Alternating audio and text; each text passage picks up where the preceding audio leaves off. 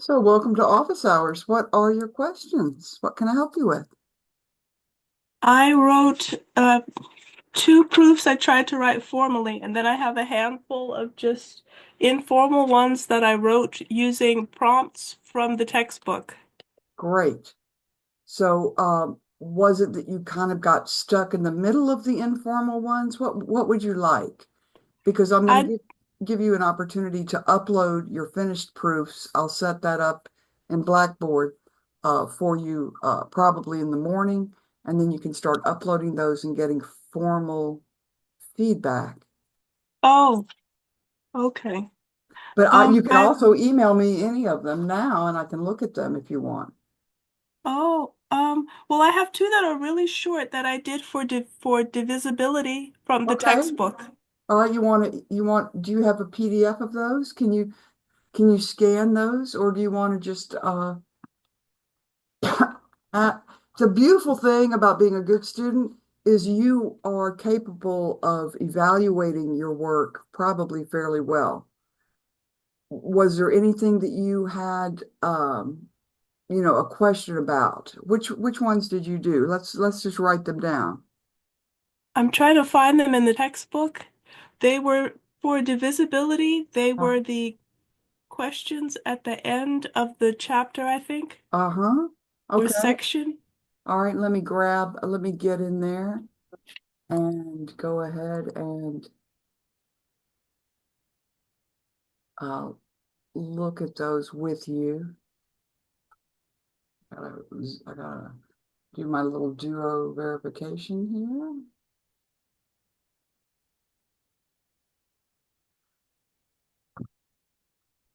Which I'm having a section? little bit of trouble with gaining confidence in writing the proofs because they do follow a certain form. Yep, they do. And that just comes with experience and practice. What section are you in? 4.3? 4.4. 4.4? Okay, hang on. Let me get into the ebook. So, section 4.4, exercises in the ebook at the end of the section. All right. So in 4.4,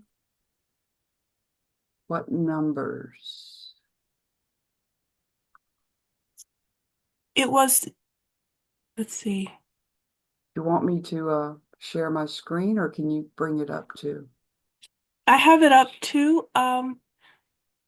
I don't see the exact problems that I did, but they were very similar to that one, to those rather. Like 15 and 16 are prove statements 15 and 16 directly from the definition of divisibility. 17. Can we go over um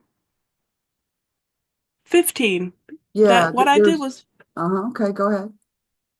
Oh no, I was just going to say it was very similar, and I just looking at it, I know that it's the definition of divisibility. We're ref inferring rules from that. And can we go over that one? This one, Yeah. number 15? Yeah, this is a really nice little problem, and it's easier than the one that we did in class. We did several in class, but I like to kind of complicate things and say A divides B and B divides C. So you have to do a double substitution, but this is quite basic. So when you start your proof, what do you assume? Let's just take a look. This is already an if-then form. So when we do good step one, we put it in if-then form. That's already done. And good step two is to understand what the hypothesis is and then what we wish to prove, which is the conclusion, right? So what did you assume? We assume that A divides B and A divides C. Exactly. What I wrote for the one that I did was for integers. A, B, and C. Uh-huh. Okay, I'll just say where A, B, and C are integers. I'll put it there, but it's nice to put it first, but this works too. So for integers A, B, and C, what did, We assume A divides B and A divides C. good. Oh, no, no, no, I'm sorry. For integers A, B, and C, if A divides B and A divides C, then A divides B plus C. Okay, so there's an error there because what you're doing is you're writing the statement that you wish to prove. And if you actually said assume if A divides B and A divides C, then A divides B plus C, you're assuming that which you wish to show. You see the Oh, difference? See, if you say oh, assume that if A divides B and A divides C, then A divides B plus C, you're saying assume that what I want to prove is already true.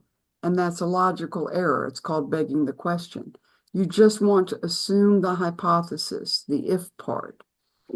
And then oh, we wish to show the conclusion follows.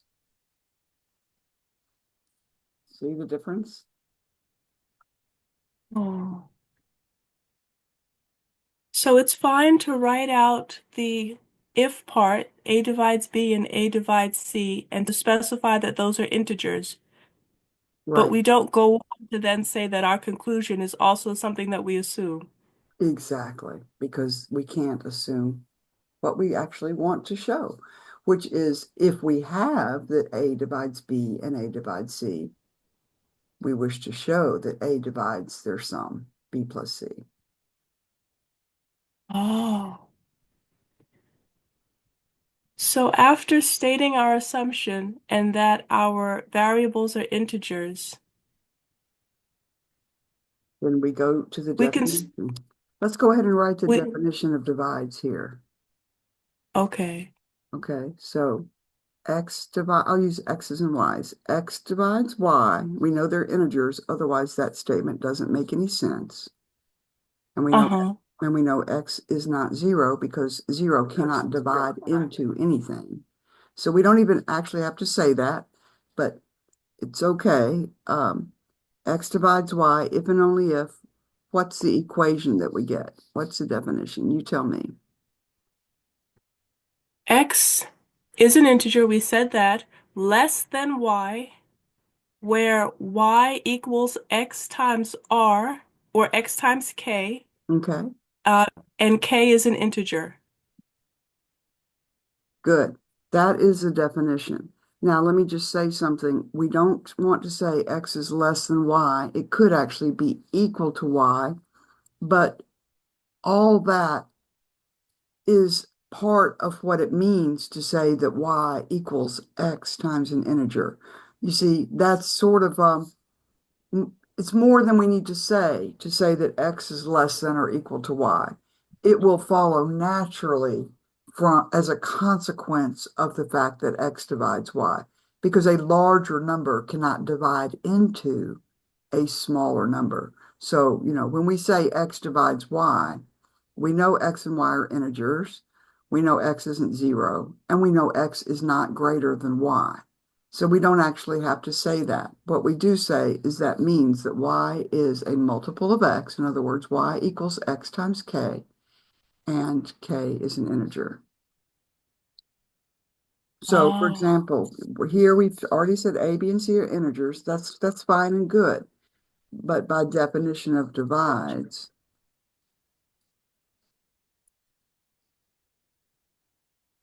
a divides b means what? B is equal to a times k, where k is an integer, or you can say k is in z if you prefer. And a divides c means what? You tell me what to write. A divides C means C equals A times K. Well, if we make both B and C equal to A times K, we're actually saying B and C are the same integer, and we don't know that. So we need a different letter. Oh,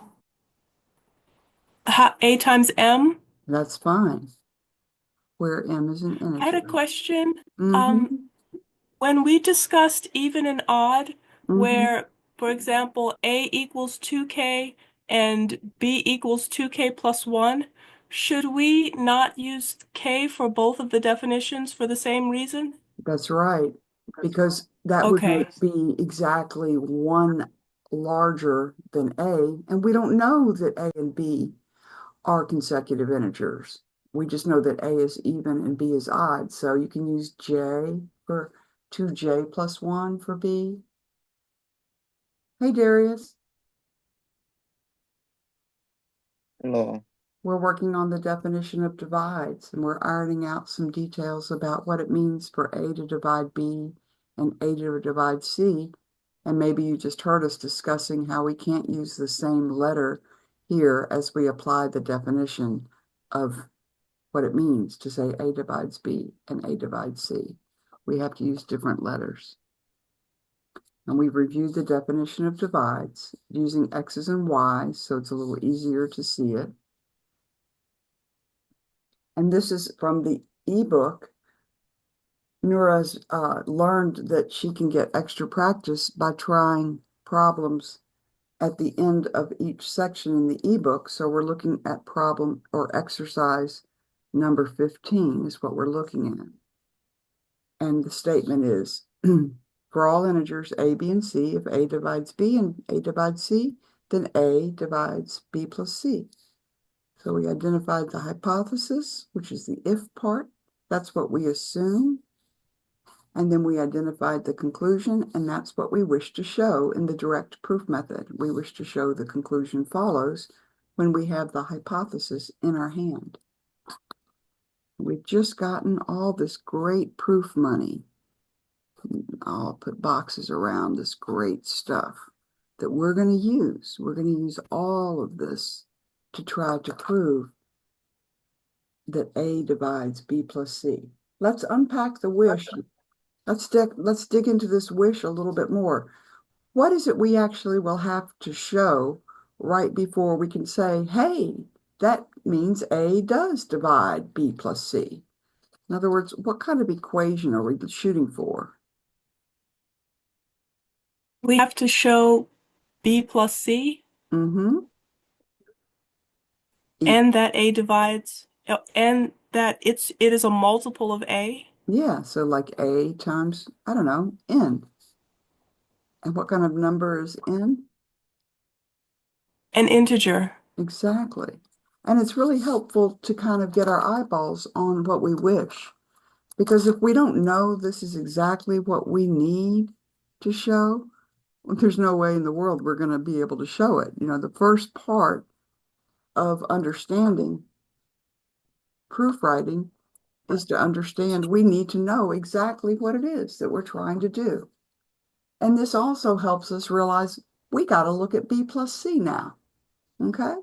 We got to show that B plus C looks a certain way. It's a multiple of A. So it kind of points us to what we need to start actually looking at. So now what? Now we place B and C by substitution, AK plus AM. Good. And since I don't want to start a sentence with a lowercase b, I'll just stick a word in front of it like notice or observe. Here we go. B plus C equals AK plus AM. We've just spent this money and that money, haven't we? And now we want to keep going. We want to get A separated away from something that we're going to be able to talk about being an integer. So what should we do next? I'm going to line up my equal sign so it looks nice and neat. Can we say AN equals AK plus AM? Well, I think that before we call it in, we need to see what it looks like. Let's factor that A out and what's Oh, left. K plus M, A And, times K plus M. and that is exactly going to be, this is going to be our N for sure. But what we've just done is we have just satisfied part one of the definition. We've gotten that B plus C equals A times something. That something happens to be K plus M. So, we have two things we have to show. We've shown part one of the definition of divides is satisfied. And you don't have to write this,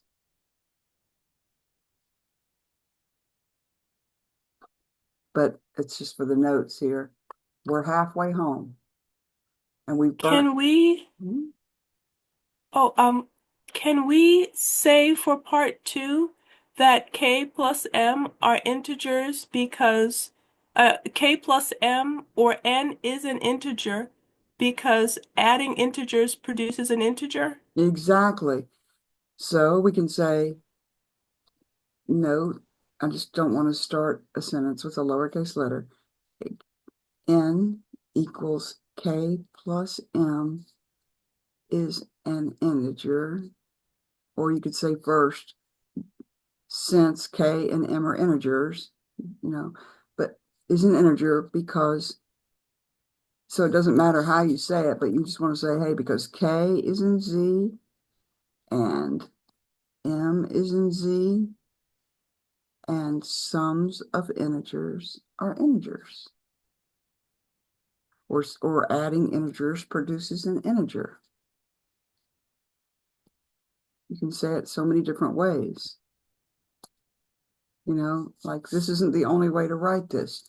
You could say an alternate, call this part curly A. So an alternate to curly A would be to write since K and M are integers and adding integers produces, I like that, produces an integer. N equals K plus M is an integer. You could write it that way. Or you could say the integers are closed under addition. There are numerous ways to say this part, but however you say it, we've just used the fact that K is an integer and M is an integer. We've used this property of integers, that sums of integers are integers. So any way you slice it, we've gotten part two of the definition done. And now we can just kind of sum it all up with some kind of a closing sentence.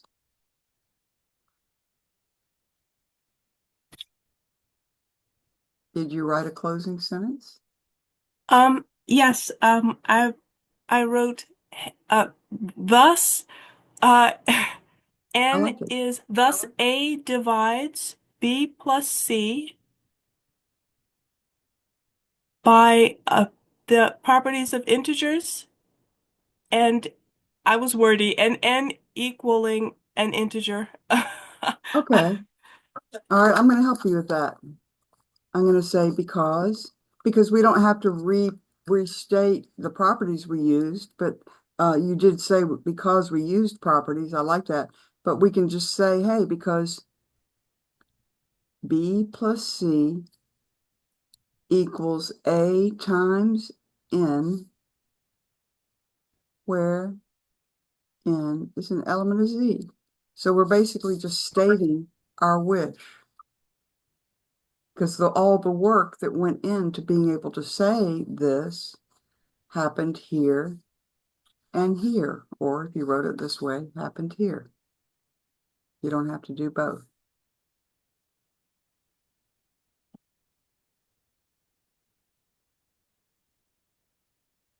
So you can say more, it's fine.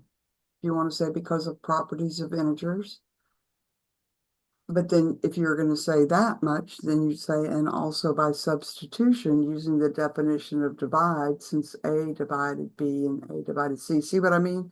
Like you got to make a decision about how much you're going to say, and that just comes from experience. But I try to make my closing sentence, honestly, reflect the wish. And the wish is to satisfy the definition of A dividing B plus C. I mean, that was our wish.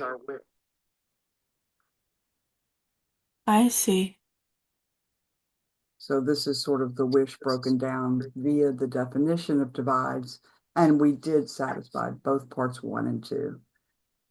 So you can make it a little shorter if you're under time pressure, like on a test. You don't have to be more thorough than just saying, hey, we satisfied the definition of A divides B plus C. So the next one that's in the ebook, I'm going to share my screen. And we'll go back to looking at the ebook, is number 16.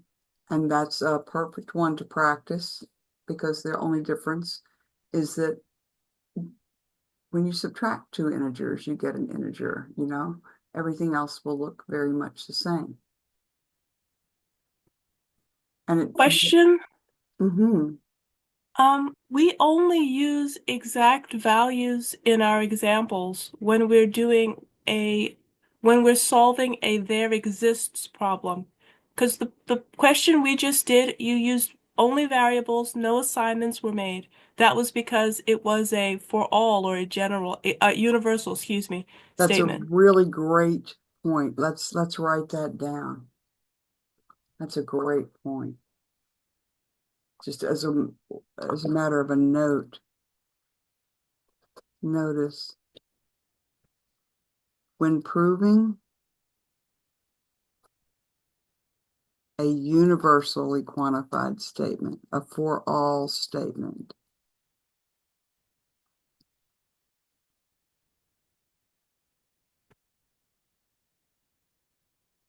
we cannot use specific or exact values. We must use variables, definitions, algebra, and things we may assume, like the properties of the integers. And the other thing we may assume is the zero product property, that if B is not 0 and D is not 0, then the product BD is not 0. That's one of the other things we may assume. Right. If it's an existence statement, you bet we can use exact or specific values. Okay. And there's a kind of a mixture of both for all statements and there exist statements in the chapter 4 measure 2 material special homework, right? So we can put a little note proving for all statements. We have to use variables. We can't use specific values. That's exactly right. Good. Does somebody, hi, Tega, is that you?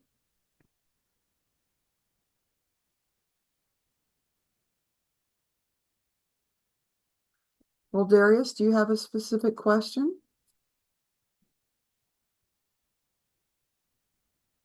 I just have questions about the assignment that's due tonight. Okay, the WebAssign.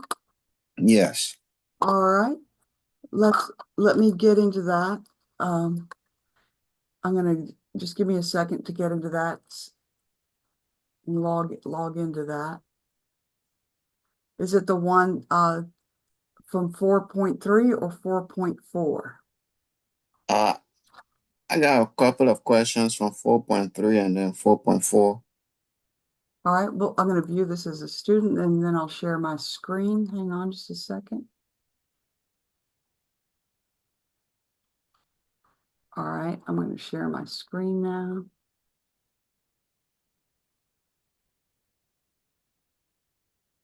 Four point three. So I'm viewing this as a student. So can you tell me what number in 4.3 you have a question about? I'm probably sure it's like the last one. Yes. All right. Oh, we're proving that the average of two rational numbers is rational. So let's see why don't we read this, the directions? Can you read the starting from prove the following statement? Yeah, sure. Says prove the following statement. If R and S are any two rational numbers, then R plus 5 over 2 is rational. I think that's supposed to be an S. Oh, yeah, yeah. R My bad. plus S over 2 is rational. So, when we take two numbers and add them and then divide that sum by 2, that's called the average. Do you remember that? So Yes. so we're proving that if R and S are rational, then their average is rational. So the proof starts out with, assuming the hypothesis, which is that R and S are two rational numbers. And here, it's a little funny. They snuck in a condition that was not part of the original statement. They threw in the word distinct. Do you know what distinct means? Distinct. Isn't it different? Yeah. So here they're saying, oops, we meant to say if R and S are any two distinct rational numbers. I think they're just trying to make the point that we don't know whether they're distinct or not, so we might as well assume they're distinct so that when we set up the equations for them, we make sure that we use different letters to represent R and S. So by definition of rational, why don't you read this? So by definition of rational, there exists Now, which one a, is the right a thing? rational number, an integer, sorry, Integers. A and A, B, C, and D with B not being equal to 0. Yep, because the denominator can't be 0. But if you look over here about how they, start to use the B and D, you can see they put them in the denominator, right? So we Yeah. know they're talking about B and D not equal to 0, such that R can be expressed in terms of A and B as, so what would go here? Okay, so this is where I got a little bit confused. Say like just the Yeah, A over B something. A over B, good. And S can be expressed in terms of C and D as S equals what over D? S equal C.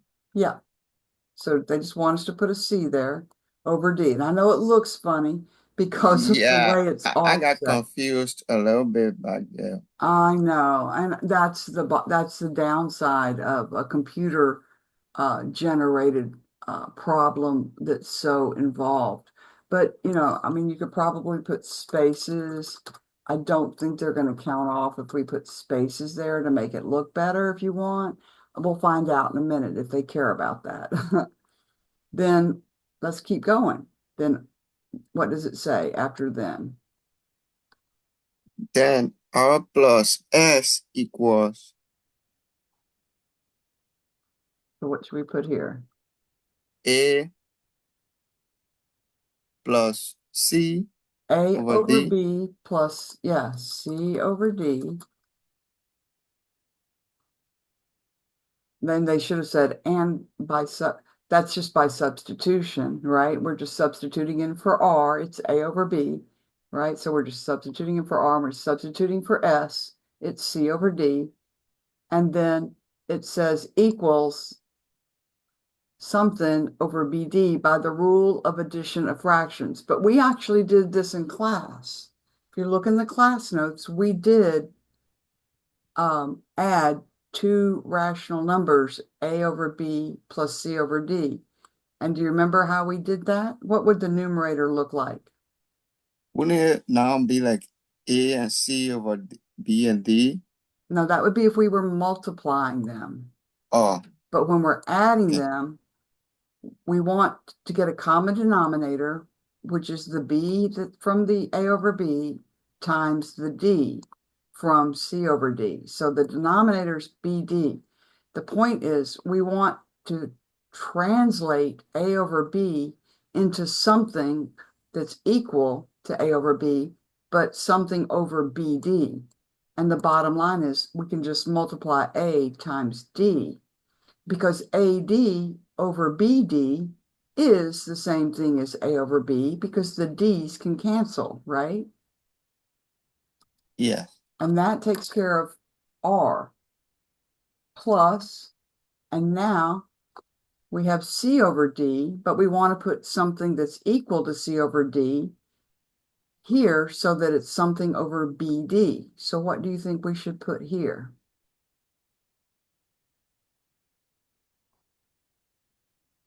What are we multiplying D Is times? CD? Yes, CB or BC over BD. Good. See, that's by the rule for adding fractions. And notice it does talk about page T14 of Appendix A. So if you go into the ebook and just search T14, it'll take you to some information about adding fractions. We can try to do that together in a minute after we finish. Now, so we've got R plus S written as a fraction, right? A quotient, AD plus CB over BD. And it should be smart enough that it doesn't matter if you write CB or BC. It shouldn't matter. It's a pretty smart program that way. And in fact, you could write BC plus AD. Nobody would probably, but you could do. Now, what does it say? What's the next part?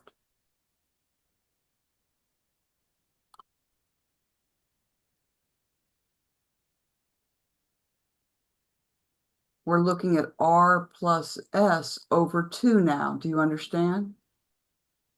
Yes. Okay, so all we're doing is we're multiplying this fraction, AD plus BC over BD times 1 over 2. Okay, because when we split something in half, we're really multiplying by 1 over 2. So the numerator stays the same because we're not multiplying by anything on the top. We're just multiplying by this whole fraction by 1/2. Let me show you. So working with fractions or the algebra with fractions, which we also call quotients. So let's suppose R and S are in Q, that means they're rational, and that we know that R equals A over B and S equals C over D, where A, B, C, and D are in Z, and of course B is not 0 and D is not 0. It's a three-part definition of rational. So for adding R plus S, well, R plus S is A over B plus C over D, which is A over B times 1 plus C over D times 1. But the version of 1 that we use is different for each of these. We use 1 equals D over D because we want to get something over BD, and we already have the B. And over here, the one that we use when we're multiplying 1 times C over D is B over B, because that is 1. It's just the version of 1 that helps us get what we want. So we have a common denominator, B times D, which is the same thing as D times B.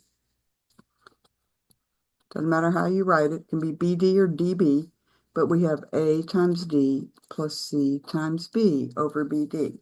So that's how we add. Now, if we're multiplying, it's a little different. R times S, well, that's even easier because it's just A over B times C over D. And when we multiply fractions, we just multiply what I call bikini style. You multiply the tops together and you multiply the bottoms together, okay? The last thing is finding an average, R plus S over 2. Well, R plus S over 2 is R plus S times 1/2. Well, we already figured out what R plus S looks like, so let's just plug that in. It's AD plus CB over BD, and now we're just going to multiply that by 1/2 because that's what dividing by 2 is. And then we use the fact that, oh, we're multiplying two fractions. We'll just multiply bikini style. AD plus CB times 1 is still just AD plus CB. And BD times 2 is, usually we put the number in front, is 2BD. So that's what's going on there. Does that make sense? Yes, you were Great. kind of breaking here a little, but I got it now. Well, is my audio breaking up? Yeah, it was for a couple of seconds, but it's okay now. Okay. Well, let's keep going. Read what it says after we get that. Start from above. From above, the denominator of R plus S over 2 is, I think it's the numerator. The numerator. oh, the numerator. So what's the numerator of this expression that we filled in here? Still remains the same, right? So what is it? The A plus D plus BD. Yeah, AD plus BC. That's our numerator. And they tell us the denominator is 2BD, which it is, right? Yeah, So the point is, we've gotten part one of the definition of rational done. We have managed to write R plus S over 2 as a quotient, okay? And that's all that we've done now. But that's a lot. We've gotten that the numerator looks like AD plus BC. We've got that the denominator looks like 2BD. The next part of the definition of a rational number is where we talk about that numerator and that denominator being integers. And then the last part, the third part of the definition of rational, will be when we discuss why the denominator is not 0. Okay? Does that make sense? yeah. So let's continue. Let's work on this part 2 and figure out why both the numerator and denominator are of R plus S over 2 are what? A rational number, integer, They are, which one is it? integer. Yeah, they're integers because A, B, C, and D are real numbers. were they? Let's go back and look. No, rational. Wait a second. Definition of rational, there were integers A, B, C, and D.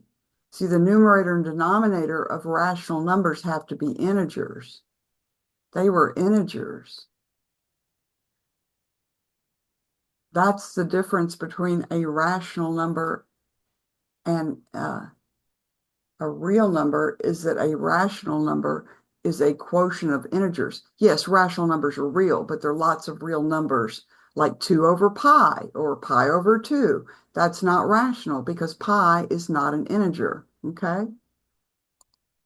Okay. So A, B, C, and D are integers. And here we go. It's talking about closure here. Keep going, keep reading. And products and sums of Integers integers are are,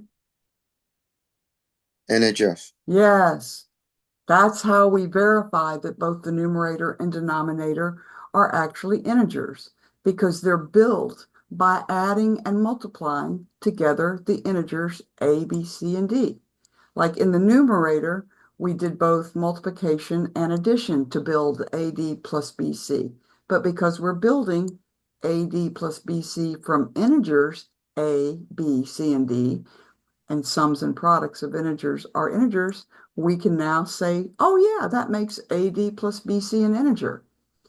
What did we use to build 2BD? What operation was used there?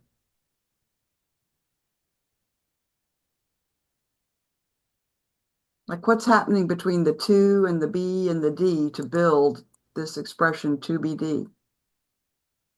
The fraction, There being operation is like addition, subtraction, multiplication. addition.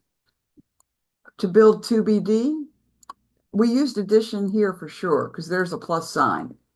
But is there a plus sign in 2BD? No. What did we use to build 2BD? So that was multiplication. Exactly. So we've covered both of those by saying sums and products or products and sums of integers or integers. See what I mean? We just got part two of the definition of rational done. We just verified that that numerator is an integer because sums and products of integers are integers. And in the same sentence, we were able to verify that 2BD is an integer because it's a product of integers. So we got both of those being integers now. So now we're going to work on the last part of the definition of rational. What is it that we have to say about 2BD to nail this? Not equal to 0. Exactly, by the zero product property. And now here's our little summation. It's really just saying we've satisfied the definition of rational. Hence, here, you keep reading. Hence, Hence, R plus S over 2 is a quotient of integers with, um, it's a non-zero denominator. yep, And so R plus S over 2 is rational.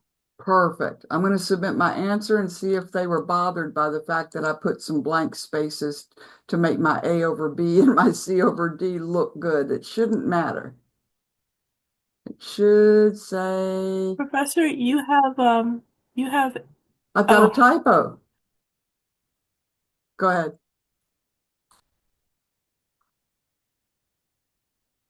What do I have? no nothing. Oh no, nothing. I was trying to say you had that D instead of the C. I didn't get there. That's fine, but I get another shot at it, right? I'm gonna fix it. Let's see if I can submit now, and it'll give me full credit. Yay! Okay, so the first question above, is Thank this you. thing supposed to be somehow sensitive on how you put your, like I say, the letters or your answers in? No, I should be able to go in here and put C. I should be able to change this to C B plus DA. Like if I submit again, because don't we get 3 tries or something? Yes. All No, right. what I was saying is question 1 on this.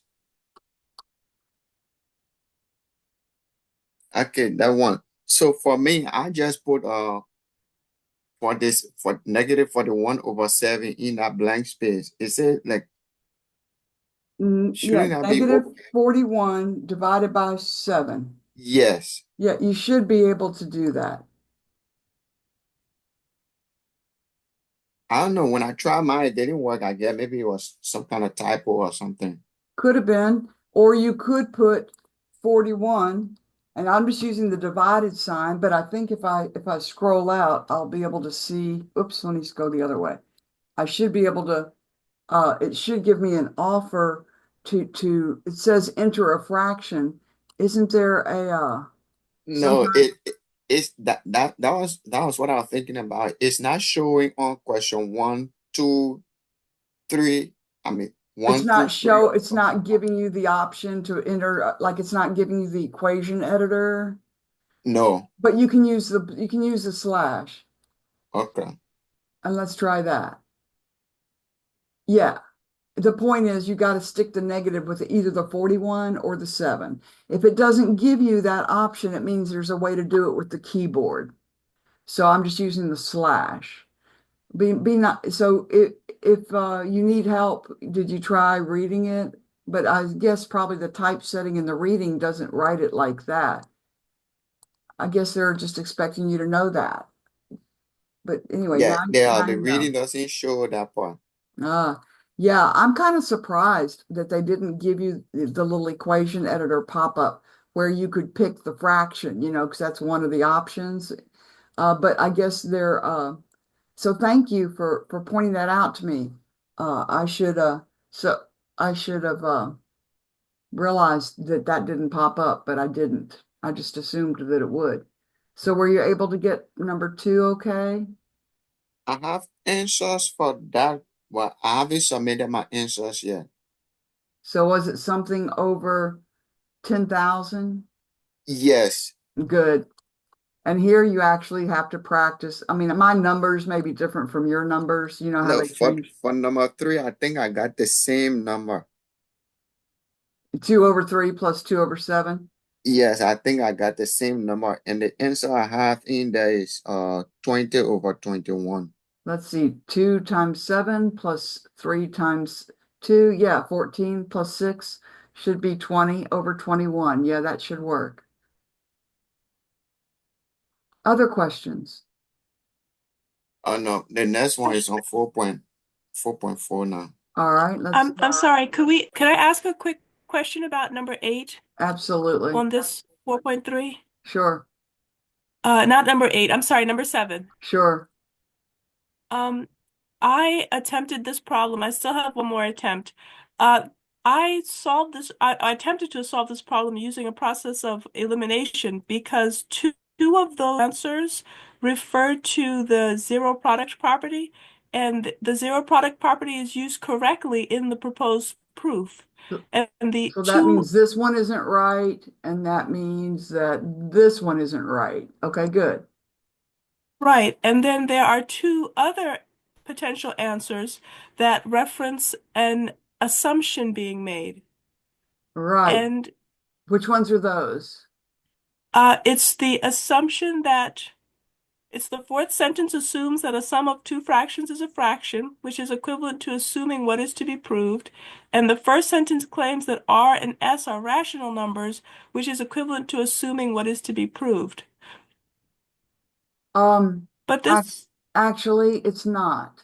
Although you're correct in if you decided that this is why it is not a good proof, this is why. But it's not because, and that's the same problem that you had at the very beginning of our session, folks. If you came in a little late and didn't see the very first part, you see, there's a difference between assuming R and S are rational and assuming that if, and that's the same thing as saying they're fractions of integers.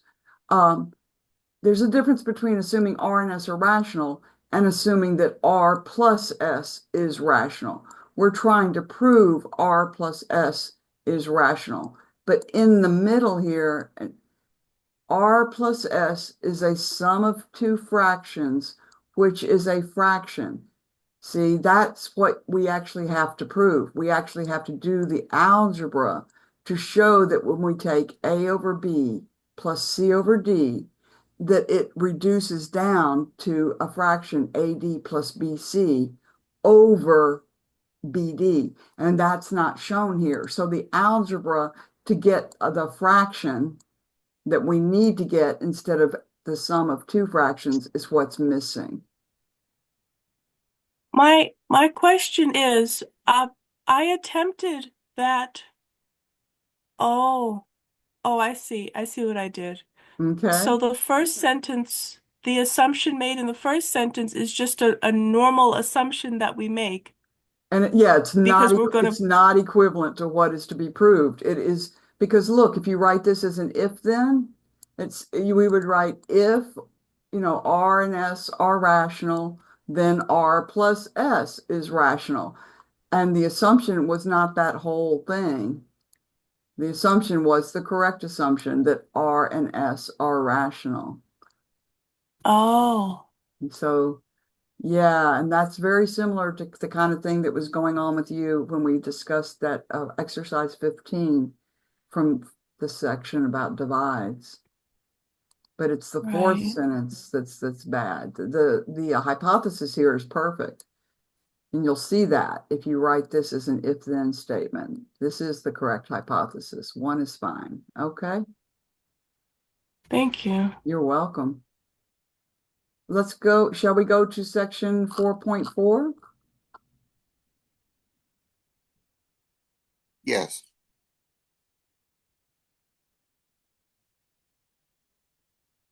All right. What number did you want to look at? So my question here is, let me just, I think it's either number 3 or 4 where you have the, okay, okay, this question number 3, where you have the, is 29 a multiple of 7. So my question, when I did mine, I came up with, that, 29, I mean, 29 over 7 equals that 14.7. I said, which is not an integer. That's correct. Yeah, but my question here is, why is that not an integer? Is it like every decimal number not being an integer? Oh, I'm so glad you asked that. I'm going to stop sharing. Let's talk about the difference between integers and decimal numbers that have terminating oops, expansions. Okay, so integers, that's a great question, versus rationals, or integers versus rational numbers. Okay, let's review. All right, so integers are the set that we call Z, right? Well, Z are what you might call the whole numbers. -4, -3, -2, negative. Their decimal expansions are just a bunch of zeros,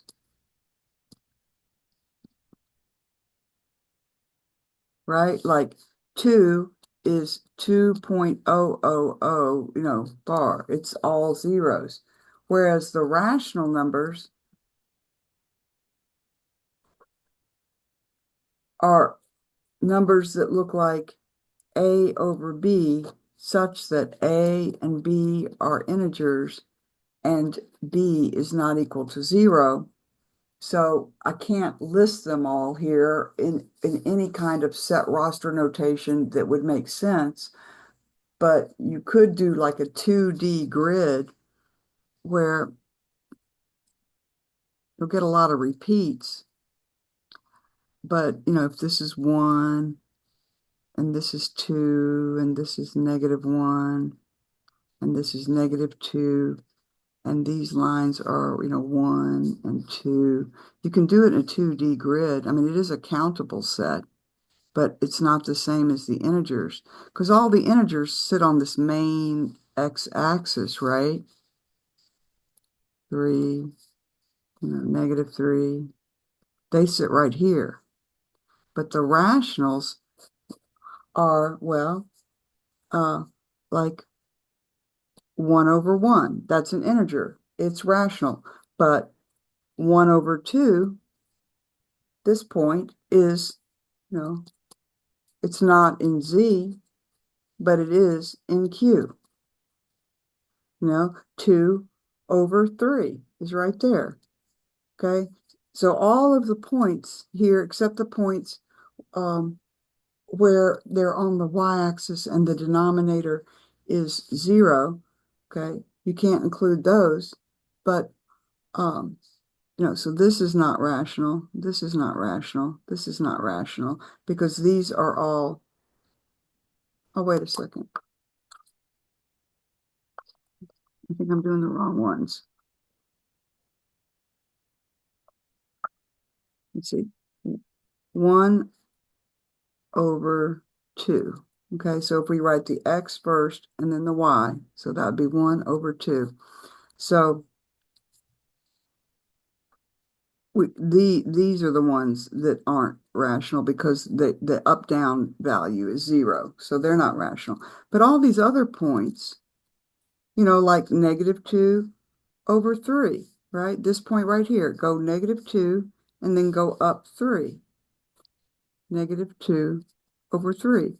That's rational, but it doesn't sit on this main line. See what I mean? So you can actually figure out a computer program that can print out the rationals if you just start like this. Go here, this one, this one. You got to jump over that one, but pick up here, this one, this one, this one, this one, this one. Jump over that, this one, this one, this one, this one. See what I mean? You can tile the whole plane and eventually any arbitrary rational number that you want, you'll eventually get to by doing this process of filling up the plane, and just let the x coordinate be the numerator and the y coordinate be the denominator. So you'll get the integers where the denominator is 1. So actually the integers are sitting here. They're sitting at y equals 1 because the denominators are all 1. See what I mean? So there are lots of rational numbers that aren't integers. And for example, 4.14, that's not an integer, but you can write it as 414 over 100, right? You already know how to do that because you told me you put that number over 10,000 the way you're supposed to. That is rational. The integers always have 1 in the denominator. Like 3 is an integer. It's also rational. 3 can be written as 3 over 1. So that is rational. So Z is a subset of Q, but Q is not a subset of Z. You drew a picture. The integers are the smallest set, but then every integer is rational, so the integers live inside the rationals as a subset. Well, the rationals, and hence the integers, are all real, but there are lots of real numbers that aren't rational or integers. For example, pi. But here's like 2/3, but that doesn't belong in Z, which has numbers like 5. See what I mean? Does that help? Yes. Great. Other questions? Tega, are you here? Can you hear me? Is that you, Tega? Yes, it's me. Hi, how are you? I'm so glad that you've been in the room. How are you? I'm fine, thank you. That's good. It's good to see you. Do you have any questions you would like to look at? Yes. So on the math, the one we're currently working on, Uh-huh. the 6, I'm kind of like All right. Let's go back. having Number confused. 6, this one. Yes. So I'm going to make this a little bigger so we can all see a little. Let me make it bigger. Okay. It's already as big as it can be. So what does it say here? It says, prove the following statements directly from the definition of divisibility Nicely for done. for for all integers A, B, C, and D, if A does that divide C? Uh-huh. Okay, A divides C and B divide D, then AB divides CD. Okay. Did you say B divides D here? Yes. Great. And that is a true statement. So what we'll do is we're going to assume that A, B, and C and D are integers, and we're assuming the hypothesis, the if part. Does that make sense? We're assuming that A divides C and B divides D. Do you understand that that's what we assume? Yeah. So when they say let, this word let is a word that we can use instead of saying suppose or assume. The word let works just the same way assume does. So our hypothesis is that A, B, C, and D are integers, and A divides C and B divides D. Can you tell me what our wish is, even though the author doesn't do the wish? Do you know what we are going to try to prove? No. It's the then But the part. A B divides CD. That's Right. We're going to try to prove that AB divides CD. And it can be really helpful to use a piece of paper. Let me just show you what I mean.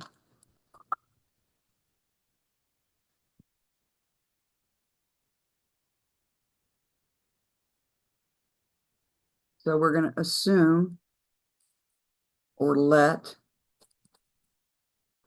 A, B, C, and D be integers,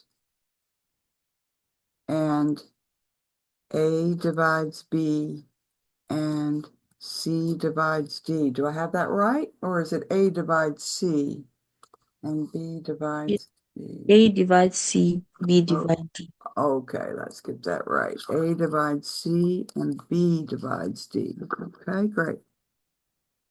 I don't know what I would do without whiteout. So let's just, assuming, that we're going to maybe work with some pencil and paper, it is helpful to say what we wish to show, and we wish to show that AB divides CD, right? So we're going to go through the definition of divides. So let's see if we can write it without even using the computer version. And then we can compare what we have with what the computer's asking us to write, and we can probably get it correct. What do we get from the hypothesis that A divides C? Since A divides C, what do we know? Shall I write the definition of divides at the top as a reminder? A divides Y X divides Y means Y equals X times K, where K is in Z, right? That's our definition of divides. Let's just keep that where we can see it. All right. So what do we get from our hypothesis that A divides C, Tega? A is our X and C is our Y. Okay, that's C equals A. I said A Oh, I'm sorry. and K. AK. What do we know about K? A is Okay. integer. Yep. So we know we're going to use that. And then since B divides D, what do we know? We're going to get some equations stuff from that. Um B equals D equals BK. We need to pick a different letter. We've Okay. already used K. How about J? Okay. Sure. Where J is an integer. Great. Now let's take a look at our wish and think about what kind of equation we're going to need to get before we can say, hey, AB does divide CD. So let's take a closer look at our wish. What is the equation that would prove that AB divides CD?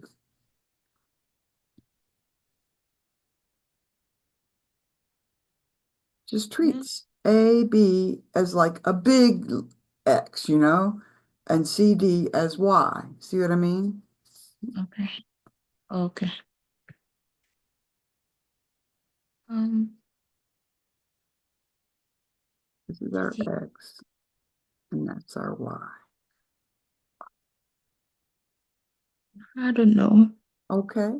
All right. We want AB to divide into CD. So AB is playing the role of X, and Okay. CD is taking on the role of Y. See what I mean? Yeah.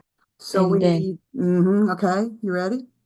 so CD equals AB. Um, And now we just need to pick a different letter, like M. And what, where mm-hmm, is an integer. great. And see, knowing that that's what we need to prove is going to really help us because look, it tells us we're going to look at CD. We're trying to say that CD looks like this. Well, let's see if we can do it. All right, so notice, let's go ahead and start using all this great proof money. You set up these equations beautifully. C equals AK, K is an integer. We know that D equals BJ, J is an integer. And our wish, I'll put a little dreamy, cloudy wish cloud around it so I don't confuse it for what I actually know. There's a difference. We're getting ready to start using all this good stuff we got from our hypothesis. And our wish tells us we want to look at CD. So let's do that. What can we do now with C times D? When we look at this good stuff, Um, what does C look like? okay. Yeah. And what does D look like? BJ. Great. Now let's compare that to what we're trying to get. We're trying to get AB times something that we're going to be able to argue is an integer, probably using, closure properties of the integers. So we have an A, we have a K, we have a B, we have a J. Do you see that it doesn't matter what order we write those numbers in? I mean, these are just numbers being multiplied together.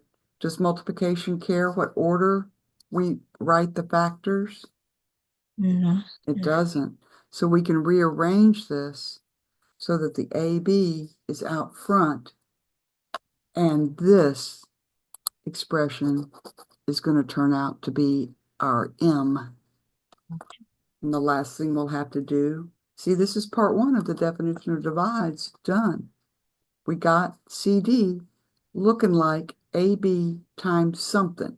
See, this is like part one, and this is part two. So part one of the definition, you don't have to write this in your proof, I'm just doing it for the notes, of divides is done.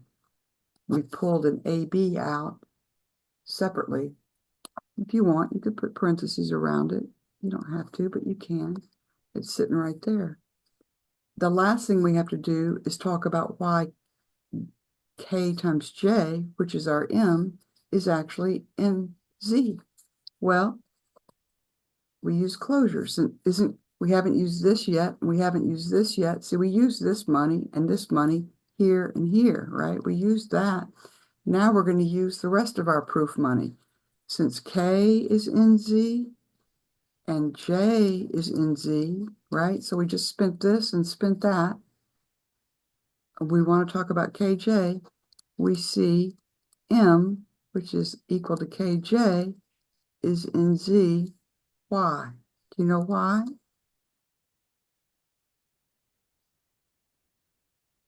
Those are integers. Yeah, K is an integer, J is an integer, and what operation is being used to construct KJ from K and J? Did we add? Did we AB. multiply? Did we subtract? What did we do? We multiplied. Yeah, and so we can say because Z is closed under multiplication, or they might say in the computer WebAssign, they might say products of integers are integers. You can say it either way. It means the same thing. When you take two integers, K and J, and multiply them together, that result is an integer. And so now our little wrap-up sentence, our little concluding sentence is just to kind of repeat what we just showed. So CD equals AB times M, where M is an integer. And that's exactly the definition of what it means to say AB divides CD.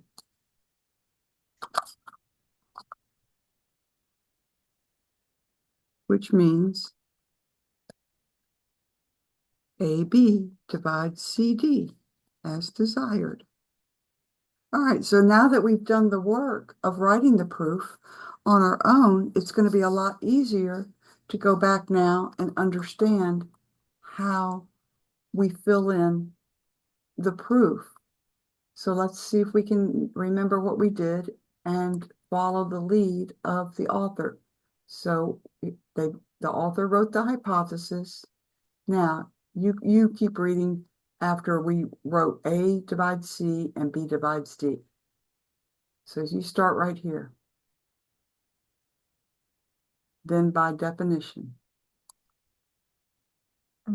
Sorry, I cannot see a screen. It's too small. Oh, I didn't share screen again?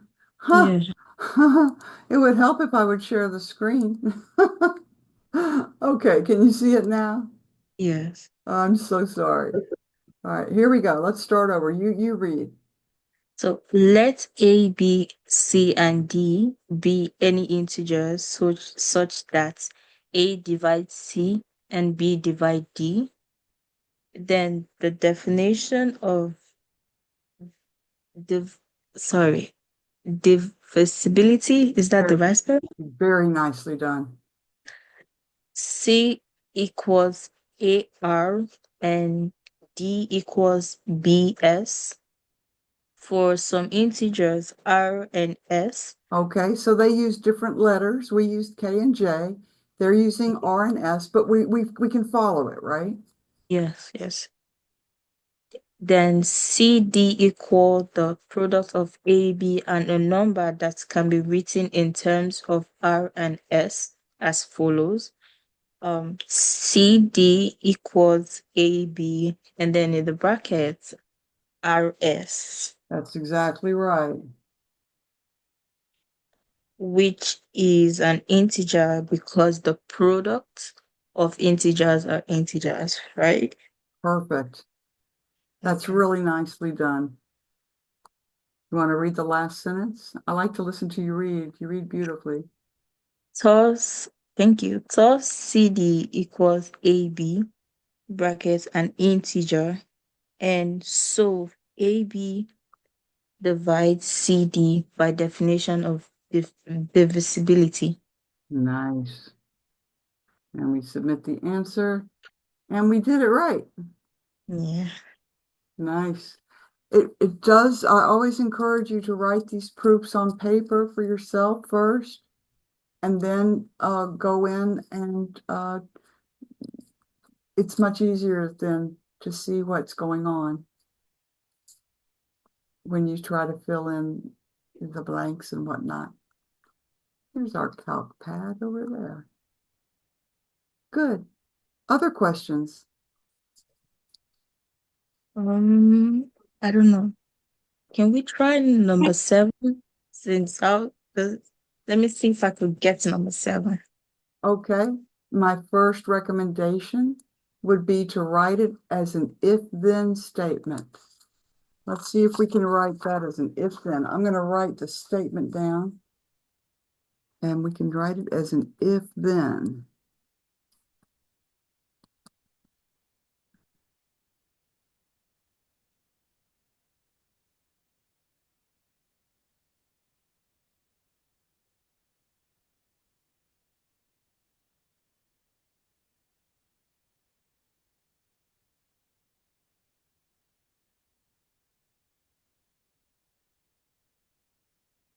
Got to go turn the oven off, okay? So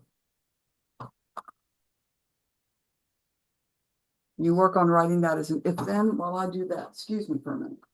I'm going to burn my chicken if I don't turn off the oven.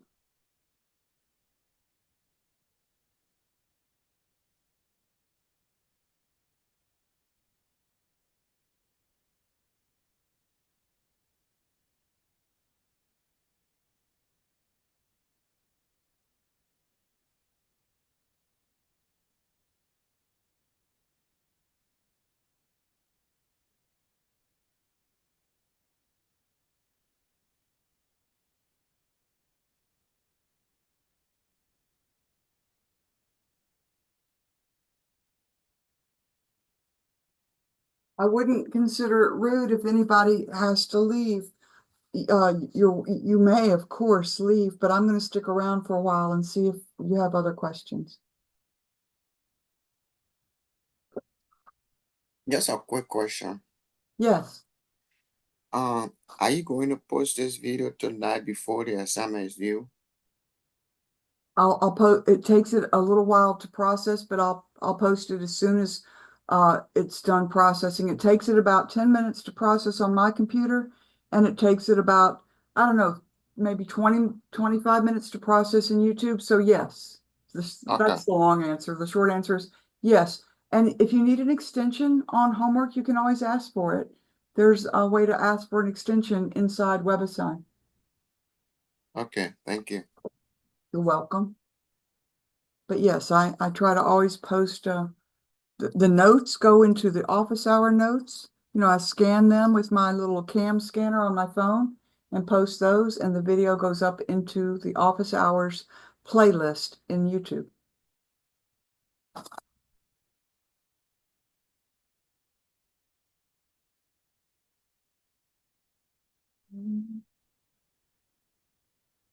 So does anybody? Oh, I got this page numbering off.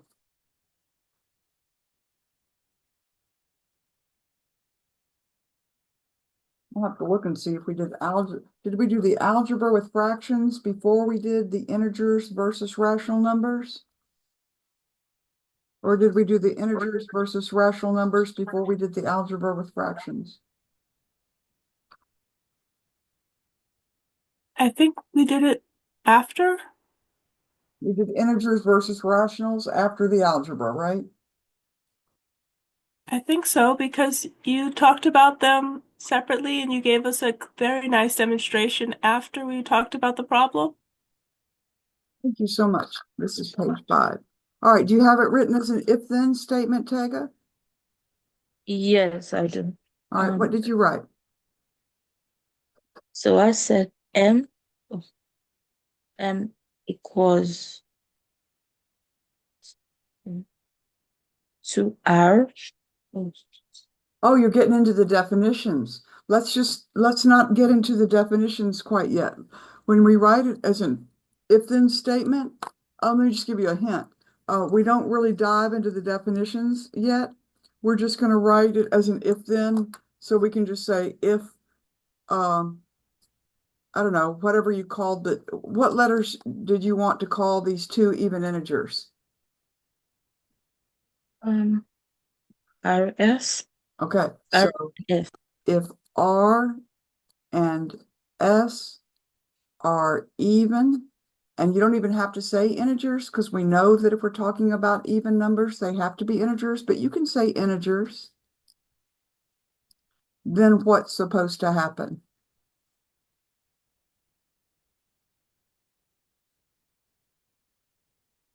Something has to happen with the product.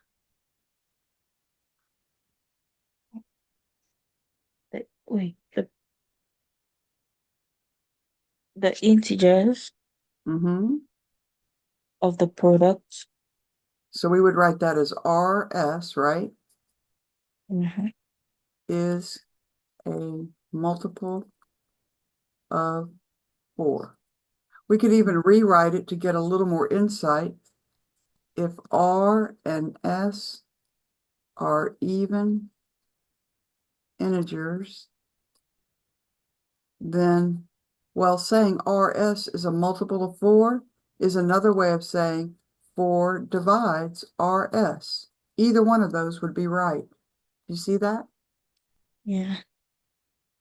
So unwinding these English sentences that aren't written as if-thens is a very first and important step. Why? Because once we have the if part, we know we have our hypothesis. This is what we're going to assume. And then is our conclusion. Our then part is our conclusion.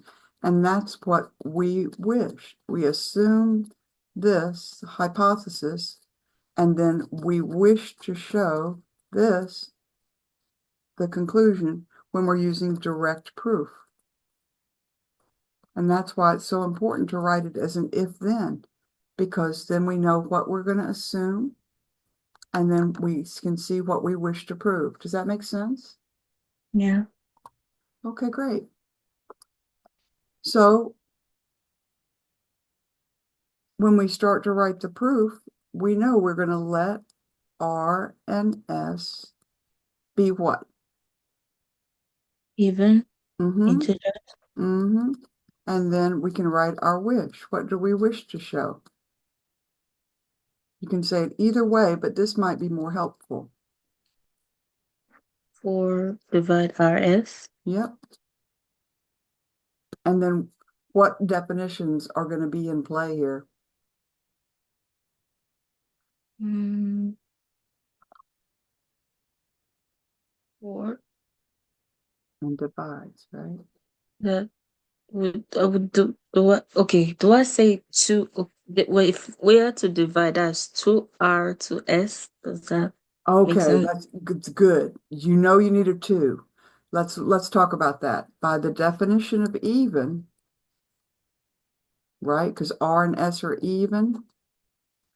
R is equal to 2, but we can't use R again because R is probably not equal to 2 times R.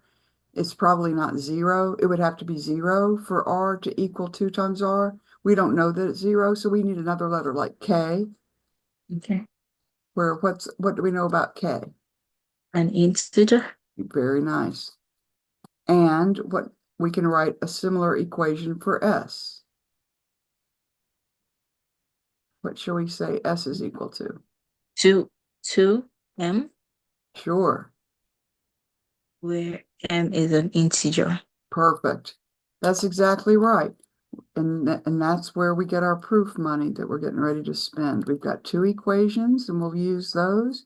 And we're going to probably also use, I'm sure, the fact that K and M are integers.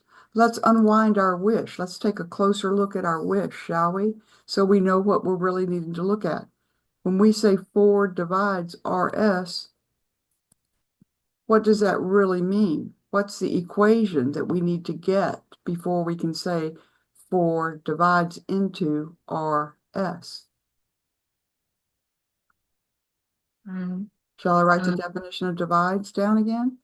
X divides Y means Y is equal to X times J. I'll use a different letter where J is an integer. That's our definition of divides that we're going to use. Okay? so R equals, or 4. No, okay, so R equals to K, where K is an integer. Is that it? That's part of our hypothesis, remember? Because Mm. R was even. If we want to understand what it means for 4 to divide into RS, our X is 4. See, it's playing the role of X. This whole quantity, Oh, RS, okay. is our Y.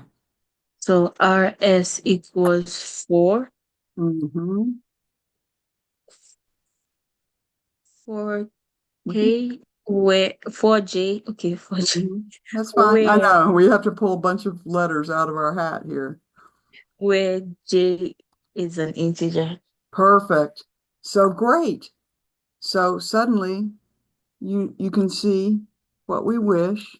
This is our wish. I'll put a little dreamy wish cloud around it so we don't make the mistake of thinking that we have that in our hand. What we have in our hand is information about R and S and the letters K and M. But this shows us we need to really look at R times S when we write it like this. So let's go ahead then and look at RS. So now, what do we know about RS? Start spending your money right Uh, now. Okay, so we do K. Okay, I don't know. I don't, let me, okay, 2 times 2, or 2 divide 2. 2 times K is what R is. We're gonna get the 4 in a minute. Let's do it one step at a time. No, I wanted to do it like the other one because I remember the last one you did A, B, and then the integers together. But this is different because what we're trying to do is a little something different. Let's do it in two Okay. steps. Let's do it. You're ahead of me. You're way ahead of me. What can we substitute in for S? 2M. All right, now you want to put the two and the two together, Yeah. and so it's 2 times 2 times K times Um, M, right? But that is 4 times KM. And now we've got our J. Our J is going to be K times M, right? mhm. And then we have to argue to finish it. We have to argue why K times M is an integer. Well, we've used this money and we've used this money, but we haven't used the fact that K and M are integers. So we'll spin that now. Since K and J are in Z, no, not J. What letter is in Z? M. M. JM. Yep. Since K and M are in Z, we know J equals Is KM is an integer an integer. because what? What's the property that we're using? The product of an integer is an integer. Oh, good. Products of integers are integers. And then the closing sentence would be that means RS equals 4 times an integer J. So we've got enough written now that we should be able to go in to our um, proof that they're trying to write for us and get it right. So they're calling the integers M and N instead of R and S, but that's no problem. So you read the proof and we'll do it together. Okay. So let M and N be any two even integers. By the definition of even, they exist an integer R, such that M equals to R good. and they exist an integer S such that N equals to S. Perfect. Oh, By they the jump right to it, don't they? Yeah.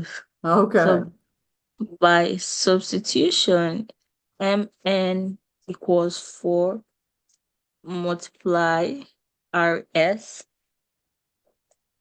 which is an integer because product of an integers are integers.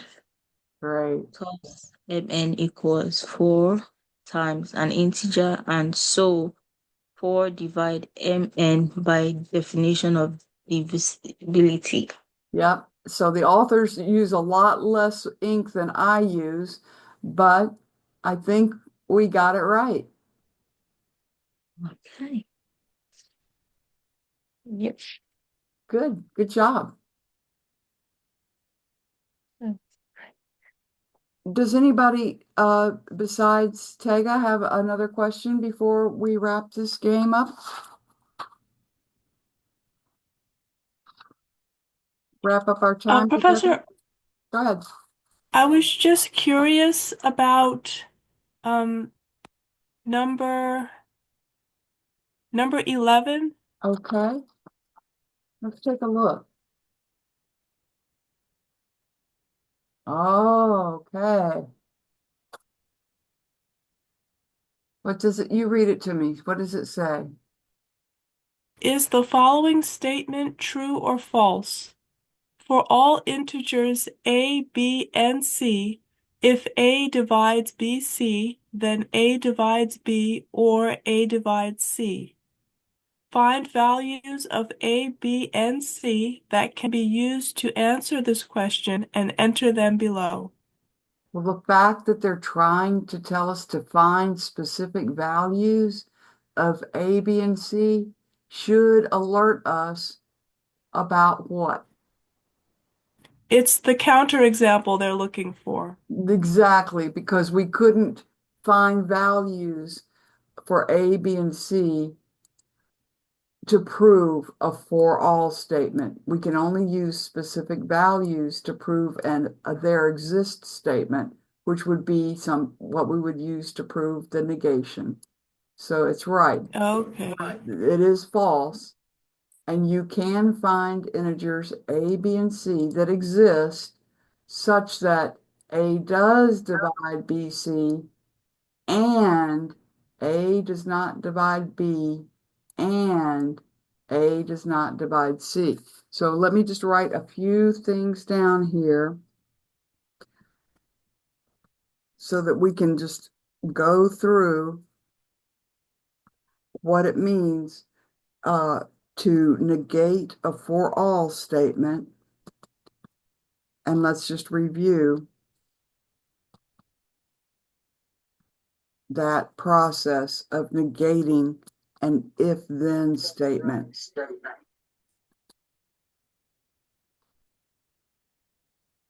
Okay, so I've written down the statement, and here's our domain information, and here's our P, and there's our Q. So it's a for alls A, B, and C and Z. P implies Q, right? So let's just review how we would write the negation. We could write it first using symbols. We know we don't change the domain, but it's a there exists, isn't it?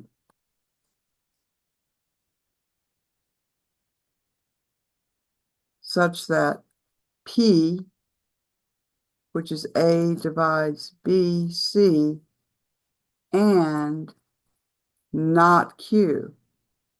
But we have to use De Morgan's law to negate a compound or statement, which is Q. So the negation is P and not Q. There exists, blah, blah, blah, such that P and not Q.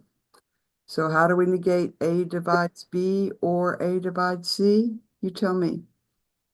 It would be A does not divide B Good. and A does not divide C. That's right, because this is our not Q. We have to use De Morgan's law and flip A divides B to A does not divide B. We negate A divides C and write A does not divide C, and the or flips to an and. So we're looking for integers A, B, and C that exist, and they have to be such that A does divide B, C, and, or you might say, but A does not divide B and A does not divide C. So so this is nice. We can do some scrap work and find our A and our B and our C, and we'll check that A does divide B, C, but we want to check that A does not divide B, and we also want to check that A does not divide C, right? So have you thought about an A, integers A, B, and C that will Yes. specify? Yeah? Okay, so maybe you Yeah, won't, let me. don't give them away, but you have found them so that all of this and this is all true, right? No, I've been looking for them, but I haven't found Oh, any yet. well, I thought perhaps. I'll give you a Oh, hint. Want a hint? yes, please. A cannot be prime. Because the bottom line is you've got to have an A where you can split A up and part of A fits into B, but not all of A. And the other part of A will fit into C, but not all of A can fit into C. Does that make sense? Yes, thank you. Because it's a true statement if it says that A is prime. It's actually true if A is prime.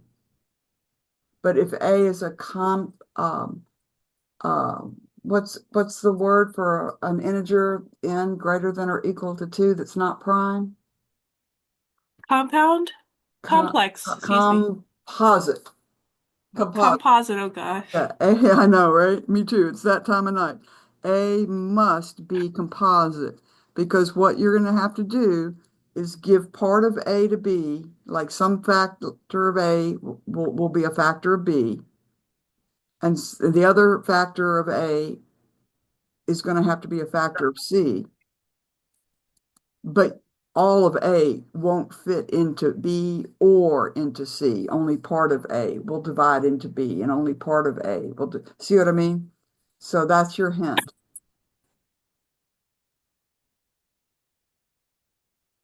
Thank you, Professor. I spent a good hour on that.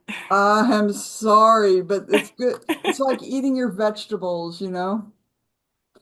I'm glad you asked. That hint should help you. You'll get it right away.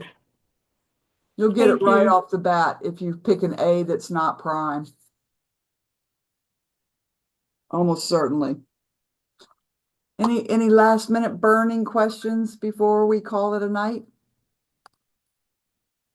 All right, I want to get this stuff up. I need to check and see about extensions that people have asked for.